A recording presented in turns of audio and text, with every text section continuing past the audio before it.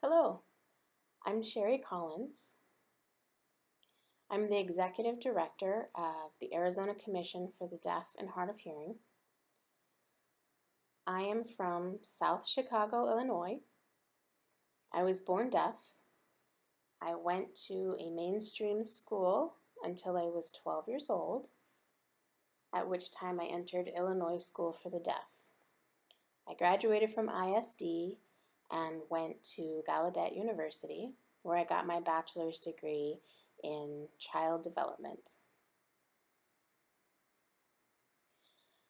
After that, I worked at Gallaudet University as a recruiter, recruiting students to attend the university. After which I moved to Florida, where I was recruited to become a parent-infant educator. That was in a public school system, and I realized in that position I needed more stimulation. I really preferred working with the adult community. So I left that job and moved to St. Augustine, Florida, and became the assistant director of the Gallaudet Regional Center. That was at Flagler College at the time. I met my husband there. He was an administrator at Florida State School for the Deaf and Blind. We got married and we moved to North Carolina.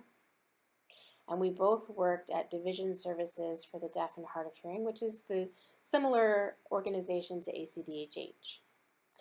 I got my master's degree at North Carolina State University in adult education, and that was my master's of ed. And then I was ready for the next step in my career, and that's where ACDHH came in. This position became available. I applied, and I've been here for the past 21 years. Lots of things have changed in those past 21 years. Many positive changes have happened.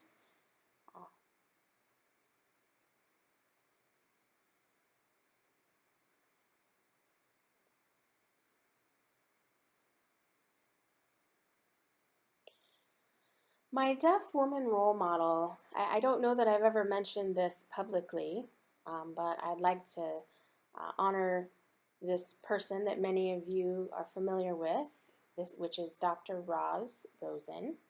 And I've chosen her because when I was the assistant director at the Gallaudet Regional Center, Roz was the director of adult programs, and she oversaw the whole regional center at Gallaudet University, which at the time was called the National Academy.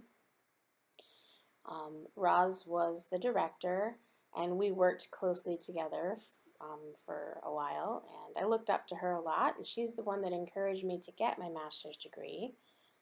She saw my future in me, and she encouraged me. So she was the turning point to the advancement of my career. So I thank her for her leadership and influence.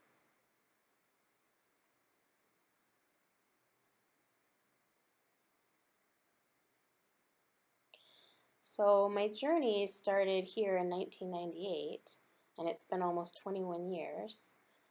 I have to tell you about the interview process when I got this position. That interview was open to the public. It was not just the private interview questions with the board, but there were two parts to it. One was a public presentation, and the other one was the closed session with interview questions. And so I had to compete with other candidates in front of a lot of people. And I feel that my advantage at the time was my experience involved with the Deaf President Now movement, DPN. I was very involved with that at the time, so I used that experience to talk about how I could help make a difference here. And I think that that was key to my selection.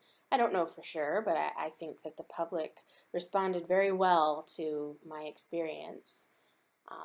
So I think because of that involvement with the protests in a positive way that had positive results, and my collaboration. I also had a mentor who is not a woman, but who influenced me a lot. That was um, Dr. Frank Turk, and still to this day we maintain contact. He was my boss at the time in North Carolina, right before I came to Arizona, and I learned a lot of his trade secrets, a lot of the tips and things that he's shared with me, and I still use those. I'm going to keep those secrets to myself, though. As far as that goes, he helped me a lot. And at ACDHH, we've changed our name since I've been here. We started with a staff of 9 people, and now we've almost doubled. We're going to be adding a new position as well. So there's been a lot of changes. We've added licensure for interpreters. We've had a lot of bills passed through the legislature, things that impact the better quality in services for deaf, blind, and hard of hearing people in Arizona. So there's a whole lot to talk about. That's a whole other story, but there have been a lot of positive changes. One thing I'd like to say is that I'm the first deaf female lobbyist here, registered lobbyist for this agency, and that's an honor. There are a lot of lobbyists, but there are not a lot of people in the U.S. who are registered lobbyists. I am required to be registered. So that's an honor that I'm allowed to participate in with this position. I work with the legislature. I'm going to get into that a little bit later, but there have been a lot of changes. As a person who was born deaf, I get it. I walk, talk, and breathe the deaf life. This is my life. So it's natural for me to be involved with the changes and the policies that affect our daily life. This is my life too. And it has been a fun ride, and I'm still enjoying my position.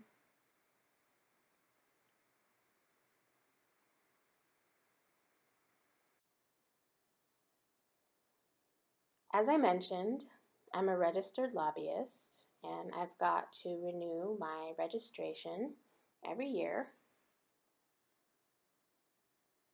as a lobbyist for this agency. And I've encountered a lot of challenges over the years. I've had some lobbyists really disagree with my position and feel threatened by my opposition to their bills. When they've had bills being heard and I've gone to testify and I've rallied community support to oppose their bills, I've had some unpleasant experiences. Yes, I have. But I think the key, and I believe strongly in this, is building relationships. Often people just don't understand the issues that impact us and the positions that we take. So getting the chance to educate people reduces the opposition that we face and increases the collaboration we're able to do. And I feel it's important that we're building those relationships ahead of time, before issues come up, not waiting until something becomes a big issue and we have to call the community in to make noise, but being able to work things through ahead of time, we are able to have more positive outcomes. Yes, there are bills that come up unexpectedly, and we do have to mobilize the community, but it makes a big difference if we're able to work things out ahead of time and have an ongoing respectful relationship. So when issues come up, we're able to collaborate.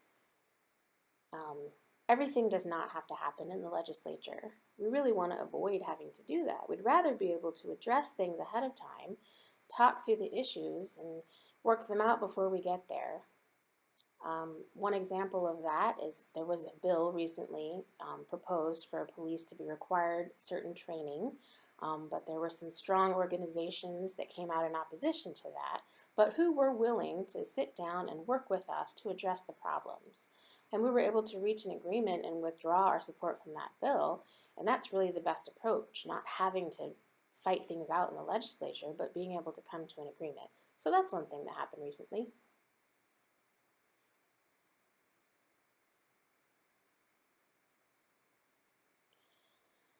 I would say my words of wisdom, honestly, are to be confident in your abilities and be able to take criticism. Be open-minded. Many times, criticism is not personal. It might feel personal, but it's not. It's just a different opinion, a different view on a situation. Being open and being able to take criticism and being able to overcome disagreements. You might get to the point where you agree to disagree, or maybe you can just even learn that you're the one that might need to change your view, change your way of thinking. I've faced that myself.